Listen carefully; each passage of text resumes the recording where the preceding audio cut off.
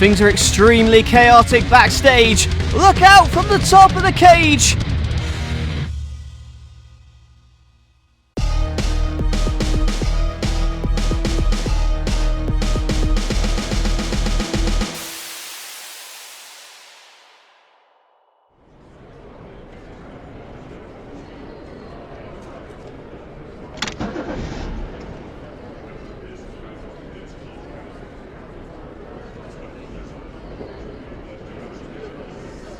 Long time no see. You here to fire me? Because I'd appreciate being stabbed in the front as opposed to being stabbed in the back, as I know you're accustomed to. Why all the hostility? Is it because I beat you to a pulp when I was last here, left you laying in a pool of your own blood, never to be heard from again? You're like a cockroach, Commissioner. Clearly you don't stay dead. I was this close to ending your career, wasn't I? You didn't nearly end my career, you nearly ended my life. And you nearly killed me when you hired Kevin Owens to hit me with that damn car. Look, Hunter, I'm a changed man. Power corrupted me. All I can say before you fire me is I hope that doesn't happen to you too. Hey, relax, take it easy. I'm not here to fire you. Just like on NLW, I gave Stone Cold the benefit of the doubt, I'll give you the benefit of the doubt. Just because I hate your guts doesn't mean I don't think you're doing a great job here on Metal. For now. I'm not gonna fire you just because we have personal differences, to say the least. But what I am concerned with is the chaos. Braun Strowman, he flipped a damn car 2 episodes ago and nobody seems to have brought it up since.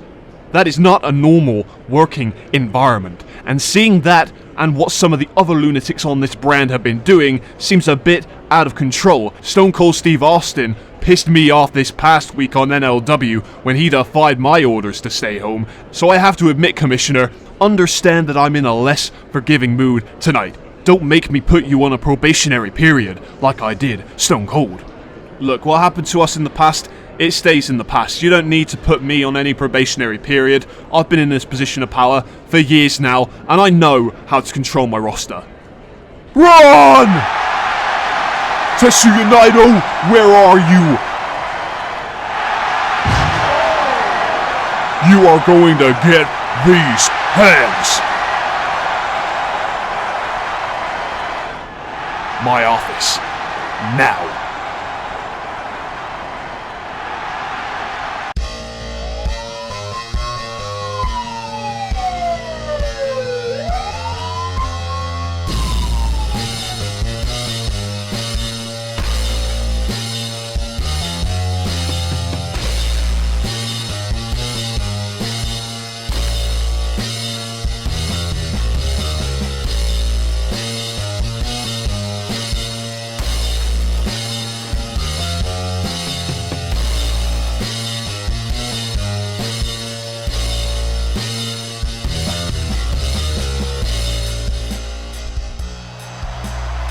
Triple H is large and in charge, and tonight he is in attendance to witness this main event, the Lion's Den match between the world's most dangerous man Ken Shamrock and the Prince Finn Balor. The last time these two met, the club screwed Ken Shamrock out of the victory, but tonight the Balor Club will be left outside, and the only way to win is by submission or knockout. And you have to believe that the Bruiserweight Pete Dunne will be watching this match intensely after he was put through the announce table by the Balor Club on our last Metal episode.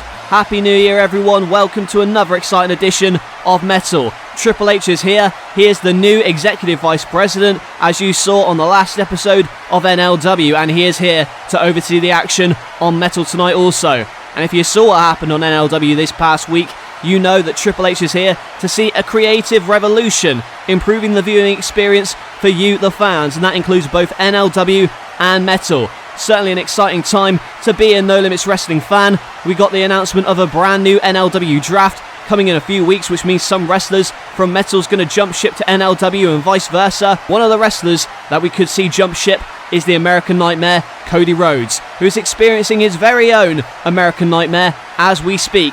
He went out to the ring to address the Metal fans. A couple weeks ago, he was kicked out of the Four Horsemen by Ric Flair after losing the Intercontinental title to Sami Zayn. And to make matters worse, Cody Rhodes' longtime friend Adam Page betrayed him in the middle of the ring.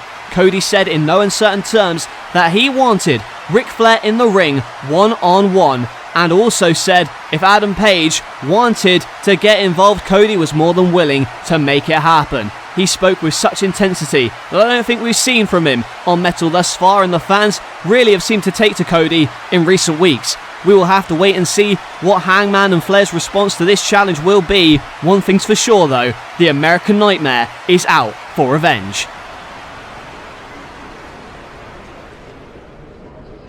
Hey, champ.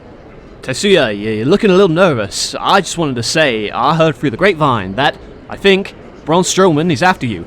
Now take it from me, if that dude gets his hands on you, he can make you disappear for a long time. Trust me, I know. So just be on the lookout. After all, we don't want anything to happen to your nice shiny world title, would we? And just a word of warning, I don't think Braun Strowman's the only one who would appreciate a shot at that middleweight title.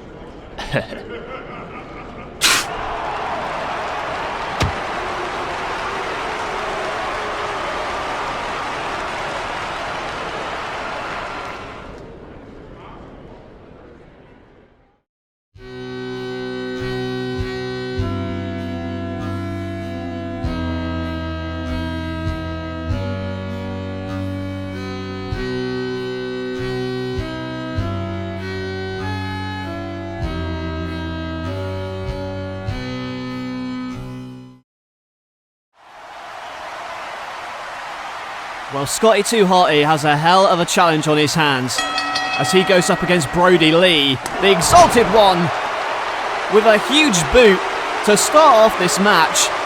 And let's face it, folks, Scotty doesn't have a chance. Look at that. From the way that Brody started this one to the way he's going to finish it with that discus lariat, it is over. Brody Lee is victorious. And Jake Roberts looks over the damage that Brody has done in his Metal debut. Brody is unstoppable. Well, you know what? That discus lariat may have seriously done some damage, and oh, look at this. Well, the trainer had Scotty on the stretcher, and now look at Brody Lee. Oh my God! Good grief! Slamming Scotty on that stretcher. Unbridled strength and power from the Exalted One, Brody Lee. And Jake Roberts is loving this. Moxley, this issue between you and me, I haven't forgotten it. In fact, it's all that's consumed my mind over the holidays. I sat with my wife in front of the fireplace, and she said, "Baby, what's wrong?" As I looked into that fire, I saw that part of me that I repressed for so long. That fire inside, that burning desire, that rage, that aggression. And as I sat with my children, watching them open their presents, all I could think about was my late Christmas gift, a piece of you, Moxley. Having the opportunity to whoop your ass again and again. I'm not some lunatic fringe. I'm the best damn wrestler on the planet today. I'm Kurt freaking Angle. And John Moxley, I am challenging you to a match at Metal's next pay-per-view event, Ungovernable. And I promise, Mox, that this feud will end when I make you tap out. Oh, it's true! It's damn true. Is this how you run your damn show? You got people being attacked backstage, you've got monsters throwing equipment at staff, not to mention the lawsuits we're gonna get from Scotty 2 Hotty after he was thrown out on that stretcher. You are on thin ice. I thought your job was the creative side. You seem to already be on your high horse about being an EVP, throwing your weight around here. I'm on thin ice? What does that make Stone Cold, huh? You told him to stay home, he showed up anyway. My issues with Stone Cold are completely separate to my issues with you. I will deal with him in time. You, on the other hand, if I see one more instance of things going awry on this show, there will be consequences.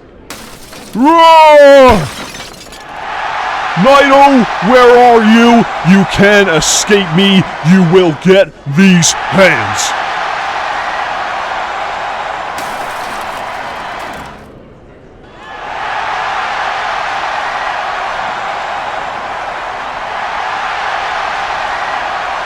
I've had it up to here with you. You are on a probationary period. And if you don't shape up, Commissioner, I will not hesitate to throw you out on the streets and replace you with someone else. Do I make myself clear?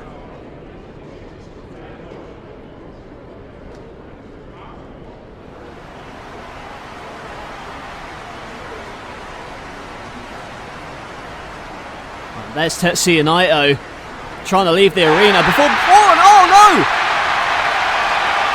That's John Morrison! John Morrison now assaulting the Metalweight Champion after he was spat in the face earlier tonight. Another trainer's telling him to stop. Naito was trying to escape the arena before Braun Strowman got him. But where is John Morrison going now? Oh my God, look out! John Morrison diving from the top! Crushing Naito and wiping everything out in sight. John Morrison risking it all and taking down the Metalweight Champion. Well, that's what you get if you get spit in the face. Morrison not taking that lightly, and not to mention Braun Strowman going after Naito. It has been a chaotic night, as it will be next week, because we've just learned that after the altercation between Morrison and Naito, it is going to be Naito going one-on-one with John Morrison in next week's main event, and also next week a huge dream match, AJ Styles versus John Moxley. Moxley has yet to accept the challenge of Kurt Angle for a match. Will he do so after he deals with Styles? We will see next week. And, well folks, our main event is still to come tonight. It is a Lions Den match. The world's most dangerous man, Ken Shamrock, versus the Prince, Finn Balor. The cage surrounds them in this UFC-style MMA match. There are no ring ropes, no pinfalls and no disqualifications. The only way to win is by submission or knockout in the centre of the cage, and you can see now. Oh, Shamrock, he had the Kimura, but the eye poke by Finn, and Finn went for the sling blade, but turned into a belly-to-belly into the cage. Shamrock is no stranger to this cage. The former UFC champion on fire here tonight, and Finn Balor in trouble. And now grounding Balor. That's what the MMA style of Shamrock is all about.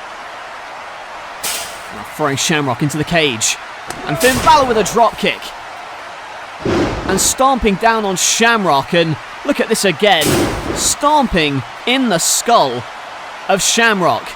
The last time these two faced off, the Balor Club got involved. However, they have been locked out of the cage tonight, and instead is Shamrock getting his face raked in the cage, and again the stomp from the top, that coup de grace to the back of the neck. And it may only be a matter of time before Shamrock is done for, because Finn Balor on the assault. And now the Dragon Sleeper applied by Balor. And you have to believe he is sending a message to Pete Dunne, who has been making Balor's life a living hell as of late. And now look at this. The sleeper applied, but Shamrock, look at that! Walking the cage, and now walking again! Look at that! That high kick, jumping off the cage. And now Shamrock, the belly to belly. Ken Shamrock firing up. Balor in trouble in the ankle lock. Ankle lock applied by Ken Shamrock in the centre of the ring. Is Balor going to tap? But no, rolls through into the cage, and oh, wait a minute. And there's Machine Gun Carl Anderson with the bat out of the view of the referee, and now the sleeper. And I think that bat shot knocked out Shamrock, and Balor's going to win this one via knockout. And it's an absolute disgrace. But for a second week in a row, Finn Balor using the Balor Club to defeat Ken Shamrock. And look at Balor.